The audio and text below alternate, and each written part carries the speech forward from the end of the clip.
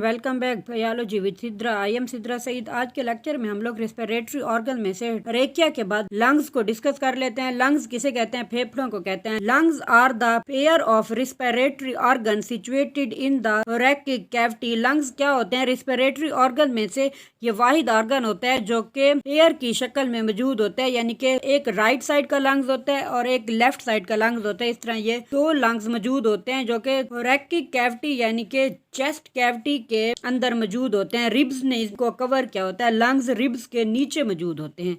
Lungs का function देख लें तो लंग्स का फंक्शन ये होता है कि function of the lungs is to oxygenate blood, यानी कि जो हमारी बॉडी के अंदर डीऑक्सीजनेटेड ब्लड होता है, डीऑक्सीजनेटेड ब्लड उसे कहते हैं जिसके अंदर कार्बन डाइऑक्साइड मौजूद होती है, और ऑक्सीजनेटेड ब्लड उसे कहते हैं जिसके अंदर ऑक्सीजन मौजूद होती है। तो अब लंग्स क्या करते हैं कि उस ब्लड को रिप्लेस कर देते हैं, डीऑक्सीजनेटेड ब्लड को ऑक्सीजनेटेड ब्लड के साथ रिप्लेस कर लेते हैं कि उस ब्लड में से कार्बन डाइऑक्साइड को रिमूव कर लेते हैं और उसकी जगह पर ऑक्सीजन को ऐड कर लेते हैं। तो वो जो डीऑक्सीजनेटेड ब्लड होता है वो ऑक्सीजनेटेड ब्लड के अंदर कन्वर्ट हो जाता है। अगर हम लोग वेट देख ले लंग्स का, तो जो राइट साइड के लंग्स होते हैं उनका वेट होता है 625 ग्राम, यानी कि 625 ग्राम होता है राइट साइड के लंग्स का वेट, और जो लेफ्ट साइड का लंग्स होता है उसका वेट होता है 575 यानी कि 575 ग्राम होता है लंग्स का वेट लेफ्ट साइड वाले का। शेप अगर हम लोग देखें लंग्स किस शेप के होते हैं, तो ये कॉनिकल शेप होते हैं, यानी कि कॉन शेप होती है लंग्स की। अगर हम लोग इनका कलर देख लें तो चाइल्ड के अंदर ये पिंक कलर के होते हैं और यंग के अंदर इनका कलर ब्राउन या ग्रे कलर के होते हैं। तो इनका कलर इस तरह बच्चों के अंदर पिंक होता है, यंग के अंदर इनका कलर चेंज हो जाता है, ब्राउन या ग्रे कलर के अंदर कन्वर्ट हो जाता है। अक्सर ये चीज नोट करने को मिलती है, देखने को मिलती है कि people lives in the polluted area the colour of the lungs are dark mottled colour. वो लोग जो उन जगहों पर रहते हैं, उन एरियाज के अंदर रहते हैं जहाँ पर पोल्यूशन वगैरह काफी ज्यादा होती है, गर्दो गुबार काफी ज्यादा होती है, जब वो सांस लेते हैं, क्योंकि उस हवा के अंदर पोल्यूटेड पार्टिकल मौजूद होते हैं, जर्म मौजूद होते हैं, तो वो सांस लेने में उनके लंग्स के अंदर वो जब एयर एंटर होती है, उस एयर के अंदर पोल्यूटेड पार्टिकल्स मौजूद होते हैं, तो वो एंटर हो जाते हैं उनकी बॉडी के अंदर। तो इसकी वजह से उनके लंग्स का कलर चेंज होना शुरू हो जाता है, तो वो डार्क मोल्टेड सा कलर बन जाता है। आगे हम लोग लंग्स को डिटेल में डिस्कस करते हैं। अब लंग्स के एक एक पार्ट को भी डिटेल में डिस्कस कर लेते हैं। एक्सटर्नल फीचर्स ऑफ लंग्स को देखें तो इसके अंदर 3 बॉर्डर्स होते हैं, यानी कि 3 बॉर्डर्स होते हैं। एंटीरियर होता है, पोस्टीरियर एंड इंफीरियर। तो मैं आपको डायग्राम से दिखा दूं कि ये इंफीरियर, पोस्टीरियर और एंटीरियर क्या होते हैं। अब आप लोग यहाँ पर देख सकते हैं, ये पार्ट होता है इसे हम लोग पोस्टीरियर पार्ट कहते हैं लंग्स का, पोस्टीरियर बॉर्डर कहते हैं लंग्स का, और ये इसका एंटीरियर बॉर्डर होता है लंग्स का, ये इंफीरियर बॉर्डर होता है लंग्स का। तो आप लोग देख सकते हैं लंग्स 3 किस्म के बॉर्डर्स पर मुश्तमिल होता है। ये उसका पोस्टीरियर बॉर्डर है, ये उसका एंटीरियर बॉर्डर है, और ये इसका इंफीरियर बॉर्डर है लंग्स का। नेक्स्ट हम लोग देख लेते हैं, ये लंग्स की बेस है, यानी कि ये बेस साइड है लंग्स की। अगर हम लोग सरफेस ऑफ लंग्स को देखें तो ये 2 सरफेस पर मुश्तमिल होती है। एक होती है कोस्टल सरफेस और दूसरी होती है मीडियल सरफेस। कोस्टल और मीडियल सरफेस को देख लेते हैं कि ये कौन सी सरफेस होती है लंग्स की। कोस्टल सरफेस ऐसी सरफेस होती है, it is the large and convex surface होती है। जो लार्ज और कन्वेक्स सरफेस होती है, जो एक्सटर्नल साइड की सरफेस होती है, जैसे वहाँ पर पोस्टीरियर बॉर्डर साइड की सरफेस थी वो, यानी कि कोस्टल सरफेस थी लंग्स की, और जो मीडियल सरफेस होती है it is related with the mediastinum and hilum. तो ये वो सरफेस होती है जो एंटीरियर बॉर्डर की सरफेस थी, जहाँ पर हार्ट मौजूद है, जो लंग्स के सेंटर के अंदर मौजूद सरफेस होती है उसे हम लोग मीडियल सरफेस कहते हैं, जो रिलेट कर रही होती है डिस्टिनम एंड हाइलम के साथ। हम लोग डायग्राम में देख लेते हैं इसको, ये कौन सी सरफेस है। आप लोग देख सकते हैं ये जो साइड थी, ये जो बाहर वाली सरफेस थी, इसे हम लोग कहते हैं कोस्टल सरफेस, और ये जो सेंटर वाली इस जगह की सरफेस, इसे हम लोग कहते हैं medial surface of the lungs. ये यानी कि बाहर वाली कोस्टल सरफेस है, और ये अंदर वाली इस साइड की सरफेस जो इसे हम लोग medial surface of the lungs कहते हैं। लंग्स को देख रहे थे तो each lungs has a conical shape, it is wide and concave, उसकी बेस होती है, rest upon the muscular diaphragm. हर लंग्स कॉनिकल शेप होता है, लेफ्ट साइड का भी और राइट साइड का भी वाइड सा होता है, एंड जो उसकी बेस होती है, जो निचला हिस्सा होता है, जो कि मस्कुलर डायाफ्रेम के ऊपर मौजूद होता है, वो कनकेव शेप होता है। अब हम लोग देख लेते हैं डायग्राम के अंदर किस तरह ये कनकेव शेप होता है। जैसा कि यहाँ पर ये दिखाई गई है, यानी कि इस साइड को हम लोग बेस ऑफ लंग्स कहते हैं। तो ये साइड डायाफ्रेम के ऊपर मौजूद होती है, डायाफ्रेम के ऊपर मौजूद होती है।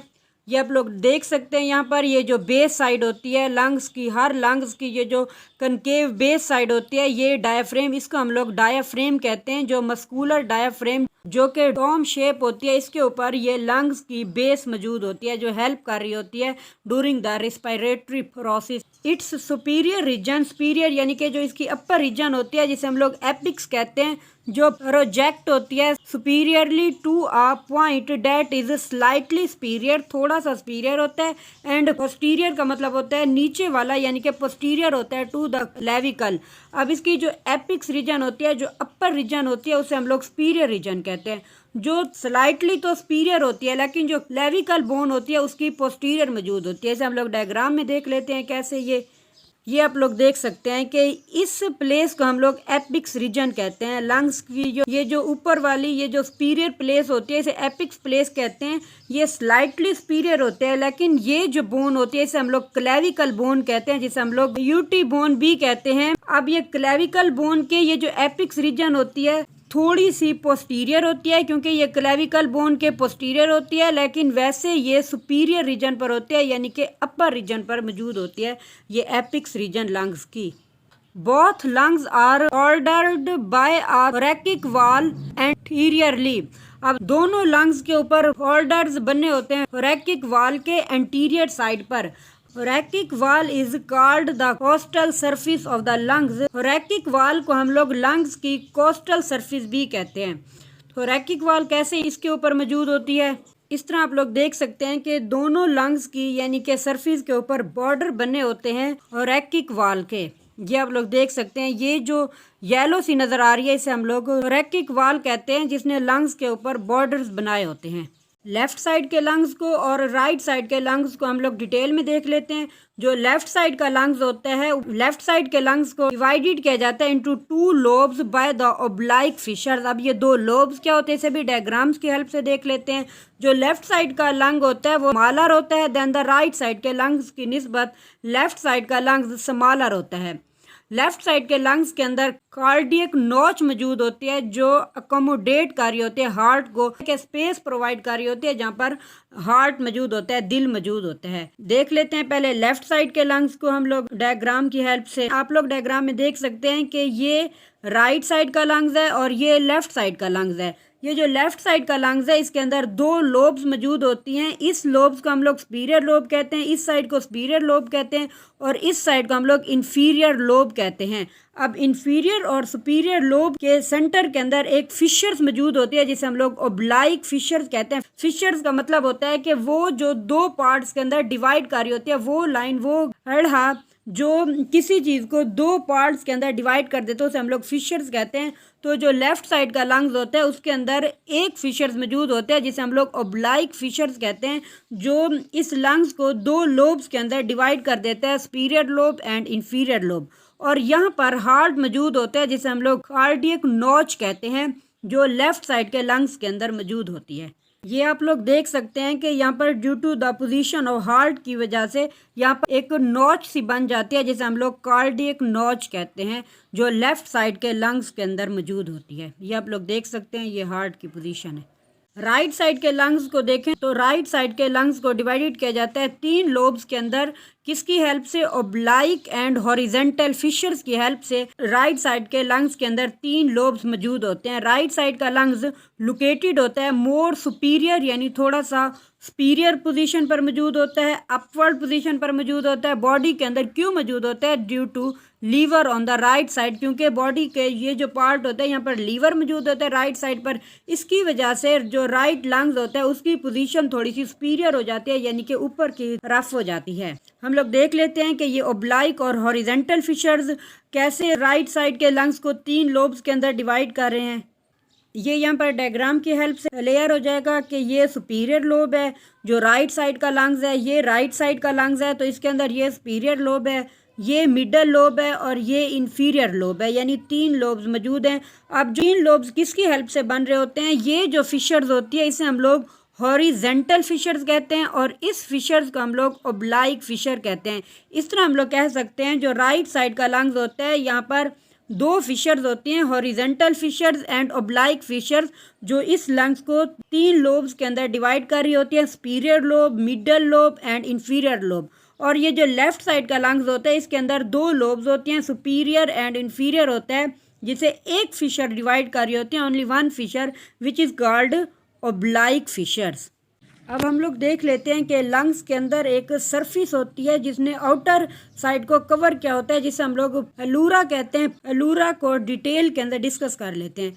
The outer surface of each lungs, her lungs की जो आउटर सरफेस होता है, लेफ्ट साइड का लंग्स भी और राइट साइड का लंग्स भी, उसकी हर जो आउटर सरफेस होती है and adjacent internal thoracic wall are lined by a serous membrane called pleura. यानी कि जो थोरैकिक वॉल की इंटरनल साइड के ऊपर लंग्स के आउटर सरफेस के ऊपर एक सीरियस मेम्ब्रेन की लेयर मौजूद होती है, उस लेयर को हम लोग प्लूरा कहते हैं। जैसा कि ये आप लोग देख सकते हैं, ये बाहर की थोरैकिक वॉल है। थोरैकिक वॉल के अंदर ये जो लाइट सा ब्लू कलर की एक वॉल नजर आ रही है, इससे हम लोग प्लूरा कहते हैं। The outer surface of each lungs is tightly covered by the visceral pleura. अब जो हर लंग्स की आउटर सरफेस होती है वो कवर होती है बाय अ विसरल प्लूरा से कवर होती है। ये जो प्लूरा होती है इसे टू पार्ट्स के अंदर डिवाइड किया जाता है, visceral pleura and parietal pleura. Visceral जो आउटर सरफेस होती है जो टाइटली तौर पर जिसने कवर किया होता है लंग्स को, और जो पैराइटल होती है वो क्या होती है, while the internal thoracic wall lateral surface of the mediastinum, the superior surface of the diaphragm are the lined by parietal pleura. जो इंटरनल थोरैकिक वॉल होती है वहां पर ये पैराइटल मौजूद होता है प्लूरा। मेडिस्टिनम की जो लेटरल सरफेस होती है और सुपीरियर जो सरफेस होती है डायाफ्रेम की जो सुपीरियर यानी कि अपर साइड की सरफेस होती है वो पैराइटल प्लूरा के साथ कवर होती है। Parietal and visceral pleural layers are continuous at the hilus of each lungs. ये जो दोनों अब लेयर्स होती हैं पैराइटल और विसरल, ये दोनों एक ही प्लेस पर आकर मिलती हैं, उस प्लेस को हम लोग कहते हैं हाइलस कहते हैं। ये आप लोग डायग्राम में देख सकते हैं। ये जो लंग्स की सरफेस होती है जिसने लंग्स को कवर किया होता है मेम्ब्रेन की, इसे हम लोग विसरल प्लूरा कहते हैं। और ये जो थोरैकिक वॉल के इंटरनल साइड पर मौजूद होती है लेयर, उसे हम लोग पैराइटल प्लूरा कहते हैं। इस तरह ये दोनों जो आपस में जिस पॉइंट पर आकर मिलती हैं, इस पॉइंट को हम लोग हाइलस कहते हैं। इस पॉइंट को हम लोग हाइलस कहते हैं। इस साइड की भी ये दोनों लेयर आकर यहाँ पर मिलती हैं और इस साइड की भी ये दोनों लेयर्स आकर इस जगह पर आपस में कंटिन्यूअस होती हैं, मिलती हैं, उस पॉइंट को हम लोग हाइलस कहते हैं। और यहाँ पर जैसे कि हार्ट मौजूद होता है। प्लूरल कैविटीज को देख लेते हैं। A potential space between the serious membrane layers is a pleural cavity. ये जो विसरल और पैराइटल प्लूरा था, इनके सेंटर के अंदर एक स्पेस होती है पोटेंशियल, जिसे हम लोग प्लूरल कैविटी कहते हैं। Pleural membranes produce in serious pleural fluid that circulate in the pleural cavity and act as a lubricant ensuring the minimal friction during the breathing। अब क्या होता है कि इसकी जो मेम्ब्रेन ये जो कैविटी होती है उसके सेंटर के अंदर इन सा फ्लूइड मौजूद होता है, जिसे हम लोग प्लूरल फ्लूइड कहते हैं। प्लूरल कैविटी के अंदर सर्कुलेट करता रहता है और लुब्रिकेशन प्रोवाइड करता है। जब हम लोग सांस लेते हैं ड्यूरिंग द ब्रीथिंग प्रोसेस के दौरान, तो इसके अंदर लुब्रिकेशन प्रोवाइड करता है, लंग्स की मूवमेंट के अंदर हेल्प प्रोवाइड कर रहा होता है और इंश्योर कर रहा होता है कि फ्रिक्शन को मिनिमम कर रहा होता है during the breathing process. Pleural effusion किसे कहते हैं? Pleuritis with too much fluid यानी कि ज्यादा से ज्यादा फ्लूइड्स के अंदर प्लूरिटीज को हम लोग प्लूरल एफ्यूजन कहते हैं।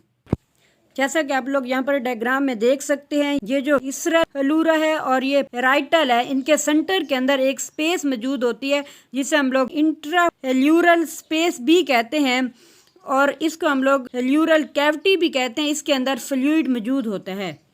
अगर इस सरफेस को हम लोग जूम करके देखें इस कैविटी को, तो हम लोग देख सकते हैं कि ये बाहर वाला विसरल प्लूरा है और ये पैराइटल है और इसके सेंटर के अंदर ये प्लूरल कैविटी मौजूद है, जिसके अंदर थिन सा फ्लूइड मौजूद होता है जो लुब्रिकेशन प्रोवाइड करता है ड्यूरिंग द ब्रीथिंग प्रोसेस, ताकि लंग्स की मूवमेंट इजीली हो सके ड्यूरिंग द रिस्पिरेशन प्रोसेस।